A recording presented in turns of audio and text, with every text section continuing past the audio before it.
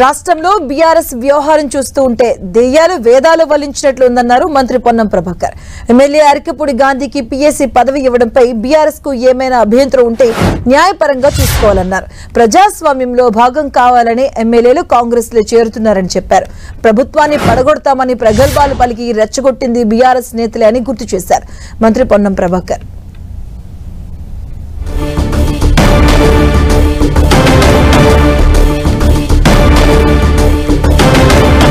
ఈ అంశంపై మరింత సమాచారం మంత్రి పొన్నంతో మా ప్రతినిధి కరుణాకర్ ఫేస్ టు ఫేస్.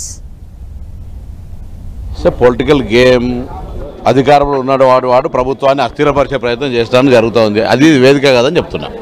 అంటే రెండు పార్టీల మధ్య యుద్ధ వాతావరణం నెలకొంది. పరిస్థితులు ఒక ఎమ్మెల్యేలు బస్తీ మీద సవాలంటున్నారు. ప్రభుత్వం నుంచి కానీ అటు పార్టీ నుంచి కానీ ఎవరు స్పందించే పరిస్థితి లేదు. ఎందుకు స్పందిస్తలేం? బాధ్యత చెప్తున్నాం. అసలు మేము పార్టీ ఫిరాయింపులకు సంబంధించిన అంశం మాకు ఉద్దేశం కాదు. మీరే కదా పార్టీని ప్రభుత్వాన్ని పడగొడతామని ఎవరన్నారు? ఎన్నికలకు గెలిచిన నెల రోజులుగా ప్రభుత్వాన్ని పడగొడతామని ఎవరన్నారు?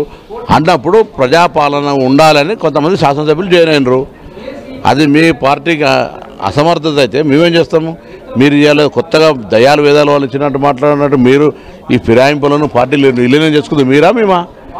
ఏది ఏమైనా చట్టాన్ని చేతులకు తీసుకొని వ్యవహరిస్తే ఏ పార్టీ వాళ్ళైనా కఠినంగా వ్యవహారం జరుగుతుంది. స్వయంగా ముఖ్యమంత్రి సమక్షంలో కాంగ్రెస్ పార్టీలో చేర్చుకొని ఇప్పుడు పీఏసీ పదవి, ప్రతిపక్షానికి కట్టబెట్టాల్సిన పీఏసీ పదవి గాంధీకి కట్టబెట్టడం వెనుక ఉద్దేశం ఏంటి సార్? అందుకు సంబంధించి మీకు చట్టపరంగా ఏదైనా అంశం ఉంటే మీ పోరాటం కొనసాగించండి. భౌతిక దాడులకు రాజకీయ వేదికలు కావద్దు. Thank you. ఇది మొత్తం మీద పొన్నం ప్రభాకర్ ఈ అంశంపై ఈ విధంగా స్పందిస్తున్నారు. మొత్తం మీద పాడి కౌశిక్ రెడ్డి గాంధీ అంశం ఏదైతే ఉందో ఇది వివాదాస్పదంగా మారుతుంది. దాడులు చేసుకునే వరకు వెళ్తున్న పరిస్థితి మనం చూస్తున్నాం. కెమెరా పర్సన్ రవితో కరుణాకర్, 10 టీవీ, హైదరాబాద్.